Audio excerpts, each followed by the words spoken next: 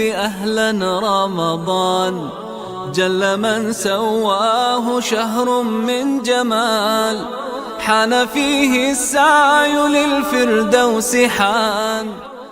رمضان بلغتنا.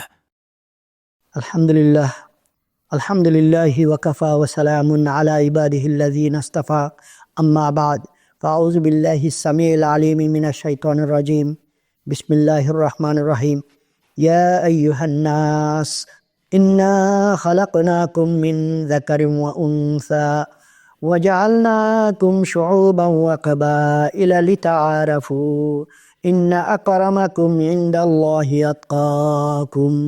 হে দুনিয়ার মানুষ সকল, আমি তোমাদেরকে একজন নারী এবং একজন পুরুষের মাধ্যমে সৃষ্টি করেছি এবং তোমাদেরকে আমি বিভিন্ন গোত্রে বিভক্ত করেছি যাতে করে তোমরা নিজেদের পরিচয় বহন করতে পারো। তোমাদের মধ্যে সেই উত্তম যার মধ্যে তাকওয়া বেশি। আল্লাহ রাব্বুল ইজ্জত ওয়াল জালাল এই রমজান মাস আমরা কিভাবে অতিবাহিত করব? হাল আল মুসলিম ফির রমজান, রমজানের মুসলমানের করণীয় কি? আসলে রোজাই ফরজ করেছেন আমাদের তাকওয়া বৃদ্ধির জন্য।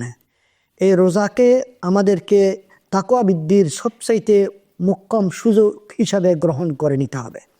এই সুযোগ যদি গ্রহণ করতে পারি তাহলে রোজা আমাদের জন্য যে আল্লাহর যে উদ্দেশ্য সেটা সফল হবে, না হয় সফল হবে না। এই জন্য তাকওয়া আমাদেরকে অর্জন করার জন্য যা কিছু প্রয়োজন তাই করতে হবে। আমাদের সৃষ্টির উৎসই হচ্ছে একজন নারী এবং একজন পুরুষের মাধ্যমে।